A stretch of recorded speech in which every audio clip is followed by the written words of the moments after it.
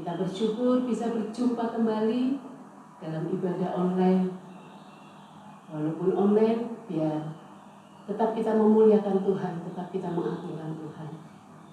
Kita akan berdoa terlebih dahulu sebelum kita menerima firman Tuhan. Bapa di surga, kami bersyukur sore hari ini masih diberikan kesempatan untuk kami boleh beribadah. Mari Tuhan pimpin ibadah kami sampai selesai. Kami mau terima firman-Mu, urapi setiap sidang jemaat-Mu yang mendengarkan. Urapi juga hamba-Mu yang terbatas ini Tuhan. Terima kasih Tuhan, kami siap menerima firman-Mu dalam nama Tuhan Yesus. Amin. Bagaimana kabarnya Bapak Ibu Saudara yang dikasih Tuhan? Saya percaya penyertaan Tuhan, perlindungan Tuhan, bahkan berkat Tuhan melimpah untuk Bapak Ibu Saudara. Sore hari ini kita akan belajar satu firman Tuhan dengan tema berjalan di belakang Tuhan Yesus. berjalan di belakang Tuhan Yesus. Kita buka ayat firman Tuhan yang terambil di dalam Matius pasal yang keempat ayat 19 sampai 20. Matius pasal yang keempat ayat 19 sampai 20. Saya akan membacakannya untuk Bapak Ibu Saudara. Yesus berkata kepada mereka, "Mari ikutlah aku, dan kamu akan kujadikan penjala manusia." Lalu mereka pun segera meninggalkan jalannya dan mengikuti dia. Bapak Ibu Saudara yang terkasih dalam Tuhan Yesus Kristus, dari dua ayat yang kita baca tadi, ada dua kali kata yang pada dasarnya terambil dari kata dasar yang sama, yaitu kata ikutlah dan kata mengikuti. Tuhan Yesus mengajak muridnya dengan kalimat, "Mari ikutlah aku." Dan murid meresponinya dengan mengikuti dia. Kalau diperhatikan Bapak Ibu Saudara, saya akan lebih cenderung di bagian yang pertama di ayat yang ke-19 dari kata ikutlah aku. Kata ikutlah aku berarti juga marilah, datanglah, mari di belakangku, atau berjalanlah di belakangku. Jadi Yesus mengajak, mari ikutlah aku, mempunyai arti yang bersifat khusus sebenarnya, yaitu berjalanlah di belakang Tuhan Yesus, berjalanlah di belakangku. Tuhan Yesus memanggil murid-muridnya untuk berjalan di belakangnya. Dan kalau Bapak Ibu perhatikan, konsep berjalan di belakang Tuhan Yesus itu sudah ada sejak masih di dalam Perjanjian Lama. Dalam Perjanjian Lama, konsep berjalan di belakang Yesus, di belakang Tuhan Yesus, itu membuktikan bahwa yang pertama, kemahakuasaan Allah. Tuhan yang berada di depan, umat di belakang, membuktikan bahwa Allah sebagai yang berdaulat penuh atas umatnya. Allah yang berdaulat penuh, berotoritas penuh, memimpin, menolong umatnya. Bapak Ibu Saudara bisa perhatikan, konsep berjalan di belakang Tuhan Yesus sudah dimulai ketika Tuhan memanggil Abraham keluar dari tanah Ur Kasdim dengan janji bahwa Allah akan membuat keturunan Abraham banyak seperti pasir di pantai dan seperti bintang di langit. Konsep berjalan di belakang Allah yang kedua berarti bahwa kehadiran Allah di tengah-tengah umatnya, bahwa adanya Allah yang berotoritas penuh atas umatnya. Dan kalau Bapak Ibu perhatikan, waktu bangsa Israel keluar dari Mesir, Allah yang langsung memimpin bangsa Israel. Melalui Musa menjadi perantaraan antara bangsa Israel dan antara Allah. Kehadiran Allah dinyatakan dengan adanya tiang awan pada waktu siang hari dan tiang api pada waktu malam hari. Dan keberadaan tiang awan, tiang api itu menegaskan bahwa Allah hadir di tengah-tengah umatnya. Allah yang memimpin di tengah-tengah umatnya. Ketika tiang awan bergerak, umatnya juga bergerak untuk berjalan. Ketika awan itu diam, berarti umatnya harus berdiam, membuat kemah, masuk di dalam tenda-tenda kemah. Bapak Ibu Saudara, konsep berjalan di belakang Allah membuktikan bahwa manusia terbatas adanya. Keterbatasan manusia sebagai ciptaan Allah, sehingga manusia sangat-sangat memerlukan Allah. Kita bisa lihat ketika Yosua memimpin bangsa Israel untuk menyeberang sungai Yordan waktu itu, bangsa Israel diperintahkan untuk membuat jarak sekitar 2000 hasta panjangnya antara bangsa itu dan tabut perjanjian. Saya akan membacakan di kitab Yosua pasal yang ketiga, ayat yang kedua sampai dengan ayat yang keempat. Yosua pasal yang ketiga, ayat yang kedua sampai dengan yang keempat. Setelah lewat 3 hari, para pengatur pasukan menjalani seluruh perkemahan dan memberi perintah kepada bangsa itu, katanya, segera sesudah kamu melihat tabut perjanjian Tuhan Allahmu yang diangkat para imam yang memang suku Lewi, maka kamu harus juga berangkat dari tempatmu dan mengikutinya. Hanya antara kamu dan tabut itu harus ada jarak kira-kira 2000 hasta panjangnya. Janganlah mendekatinya. Maksudnya supaya kamu mengetahui jalan yang harus kamu tempuh, sebab jalan itu belum pernah kamu lalui dahulu. Bapak Ibu Saudara yang dikasihi Tuhan,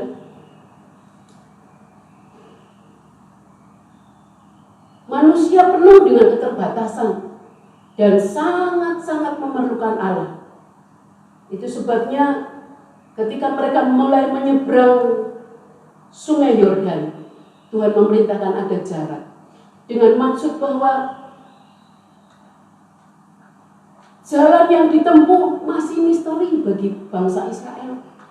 Jalan yang di depan belum pernah mereka lalui.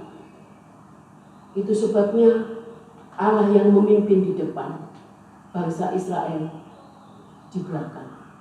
Allah melalui kehadirannya dalam tabut perjanjian di depan, sekitar 2000 hasta, bangsa Israel mengikuti dari belakang. Dan kalau Bapak Ibu perhatikan, Raja Daud juga menyatakan ketergantungan akan Allah.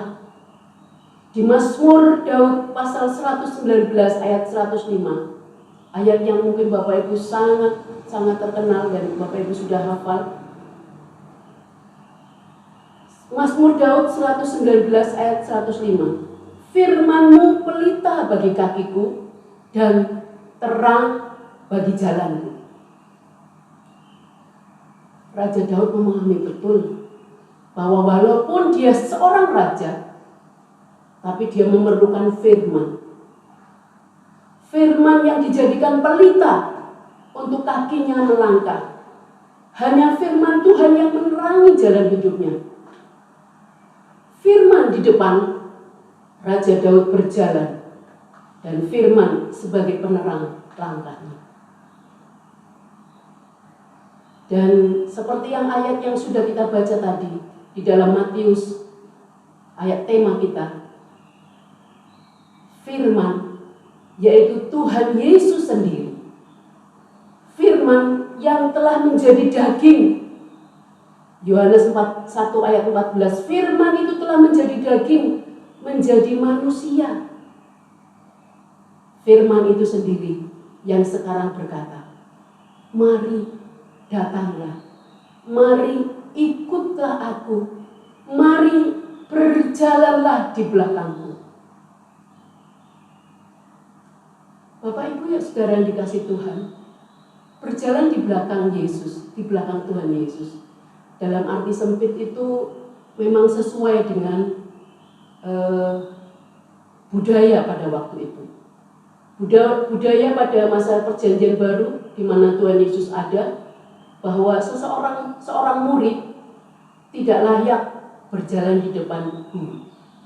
Seorang murid harus berjalan di belakang guru. Guru yang di depan, murid di belakang. Baik dia sedang berjalan maupun naik keledai, seorang murid harus di belakang guru. Itu dalam arti sempitnya Bapak Ibu. Arti yang luas saya akan coba kita belajar, kita menggali lebih lagi. Apa arti berjalan di belakang seseorang, di belakang Tuhan Yesus? di Perjanjian Lama, mengikuti seseorang atau berjalan di belakang seseorang memiliki arti yang lebih mendalam. Tidak hanya sekedar berjalan di belakangnya, tapi juga memiliki arti yang pertama, mengiringi orang tersebut. Yang kedua, mencintai.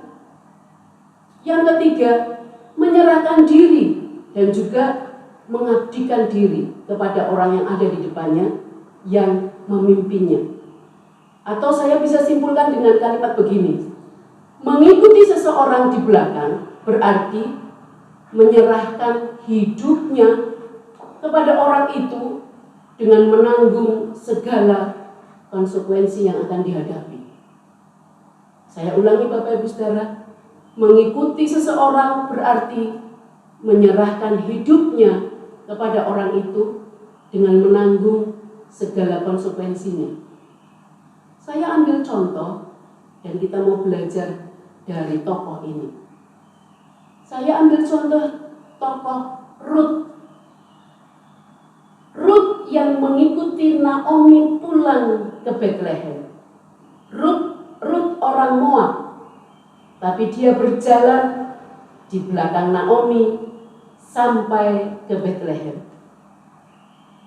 Saya akan bacakan ayat yang sangat terkenal di dalam Rut pasal yang pertama, ayat 15 sampai dengan ayat yang ke-17. Rut pasal yang pertama ayat 15 sampai 17. Berkatalah Naomi, telah pulang iparmu kepada bangsanya dan kepada para allahnya. Pulanglah mengikuti iparmu itu. Ayat 16, tetapi kata Rut, janganlah desak aku meninggalkan engkau dan pulang dengan tidak mengikuti engkau. Sebab kemana engkau pergi, ke situ jugalah aku pergi. Dan di mana engkau bermalam, di situ jugalah aku bermalam. Bangsamulah bangsaku dan Allahmulah Allahku. Di mana engkau mati, aku pun mati di sana, dan di sanalah aku dikuburkan. Beginilah kiranya Tuhan menghukum aku, bahkan lebih lagi daripada itu, jikalau sesuatu apapun memisahkan aku dari engkau selain daripada maut. Bapak Ibu yang dikasihi Tuhan, Rut berjalan di belakang Naomi. Berarti Rut menyerahkan hidupnya kepada pimpinan Naomi. Berjalan di belakang Naomi berarti Rut menyerahkan seluruh hidupnya kepada Naomi dengan menanggung segala konsekuensi yang harus dihadapi. Rut berjalan di belakang Naomi berarti dia bersedia meninggalkan keluarganya, dia mengiringi Naomi, dia bersedia belajar mencintai Naomi. Rut menyerahkan hidupnya untuk tinggal bersama Naomi. Bahkan Rut mengabdikan diri kepada Naomi sampai mati. Firman Tuhan jelas mengatakan bahwa jikalau sesuatu apapun memisahkan aku dari engkau selain daripada maut. Rut punya komitmen, hanya maut yang memisahkan antara Rut dan Naomi. Bapak Ibu Saudara yang dikasihi Tuhan, dampak berjalan di belakang seseorang itu berarti akan mengubah prioritas hidup orang itu. Dampak akibat berjalan di belakang seseorang akan mengubah tujuan orang tersebut.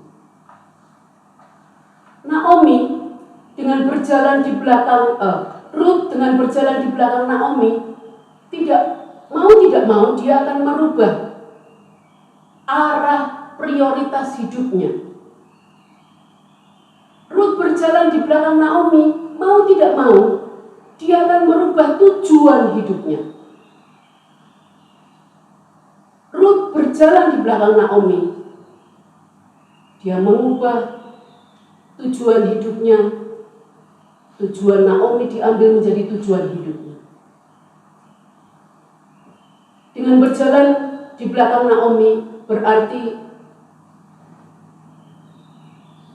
tujuan hidup Naomi menjadi tujuan hidup Ruth juga.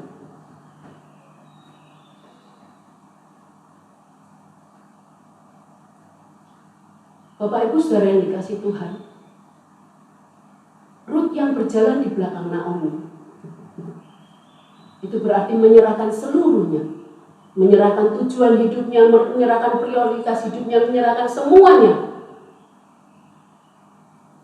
kepada Naomi yang berada di depan dia berjalan.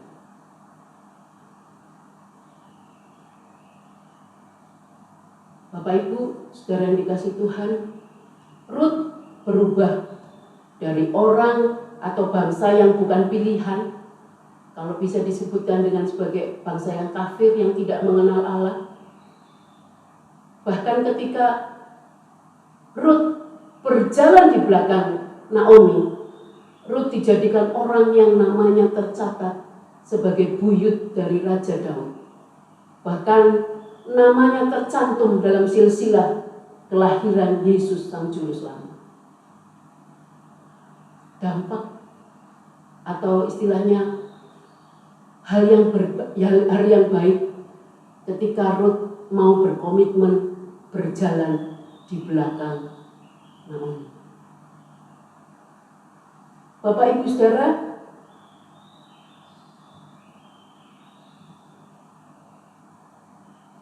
murid-murid Yesus berjalan di belakang Tuhan Yesus.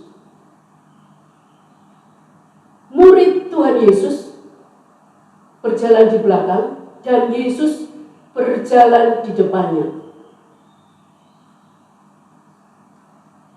Murid-murid meninggalkan jalannya ketika Tuhan Yesus berkata, "Mari, ikutlah aku." Murid-murid meninggalkan pekerjaannya, murid-murid meninggalkan keluarganya, dan berkomitmen untuk mengiring Yesus. Murid-murid berkomitmen untuk berjalan di belakang Yesus. Murid-murid belajar mencintai Tuhan Yesus. Murid-murid belajar untuk mengabdikan diri sampai rela menyerahkan diri kepada Yesus. Lihat bagaimana akhir hidup murid-murid Tuhan Yesus yang banyak menjadi martir. Bapak Ibu Saudara yang dikasihi Tuhan, berjalan di belakang Tuhan Yesus berdampak pada perubahan tujuan hidup murid-murid. Ketika murid-murid meresponi panggilan Tuhan Yesus dan berjalan di belakang Tuhan Yesus, tadinya mereka seorang nelayan mencari ikan, berubah tujuannya, berubah prioritas hidupnya. Tanpa sadar, mereka menunjukkan perubahan ketika mereka berjalan di belakang Tuhan Yesus. Murid-murid berubah tujuan hidupnya dan dari nelayan sebagai penjala ikan dirubah menjadi penjala manusia. Murid-murid mengubah tujuan hidupnya dari penjala ikan untuk mengumpulkan uang berubah menjadi penjala manusia untuk keselamatan kerajaan surga, untuk keselamatan dan untuk kerajaan surga. Prioritas berubah dari uang kepada satu yang bersifat kekekalan. Dari materi berubah menjadi kepada sesuatu yang bersifat keselamatan jiwa. Murid-murid yang meresponi belajar berjalan di belakang Yesus dipakai untuk kemuliaan nama Tuhan. Bagaimana dengan kita umatnya, Bapak Ibu Saudara? Kita umat yang sudah ditebus dan harganya sudah lunas dibayar. Siapa yang ada di depan kita? Atau mungkin saya bisa ganti, mungkin malah apa yang ada di depan kita? Sore hari ini kita belajar ajakan Yesus, mari berjalan di belakang Tuhan Yesus. Kalau kita sudah berjalan di belakang Tuhan Yesus, pasti akan terjadi perubahan prioritas, perubahan tujuan hidup kita. Jika kita berkomitmen dan kita berjalan di belakang Yesus, prioritas hidup kita pasti bukan lagi untuk diri sendiri, tetapi untuk orang lain, untuk gereja, untuk bangsa, bahkan semakin luas, untuk seluruh dunia ini. Jika kita berjalan di belakang Yesus, maka tujuan hidup kita bukan lagi untuk mengumpulkan harta yang bersifat sementara, atau jabatan, atau apa saja. Tetapi ketika kita berjalan di belakang Yesus, pasti mengubah tujuan hidup kita ke arah segala sesuatu yang bersifat kekekalan. Bapak Ibu saudara yang dikasihi Tuhan, Tuhan Yesus tidak menuntut agar kita berubah. Tuhan Yesus hanya mengajak kita berjalan di belakangnya. Tuhan Yesus mengajak kita berjalan di belakangnya.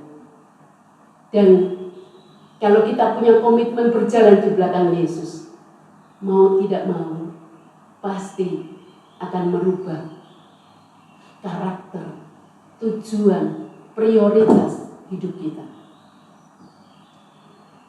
Sambil berjalan di belakang Yesus, kita akan terus mendengar dan terus melihat kepada Yesus.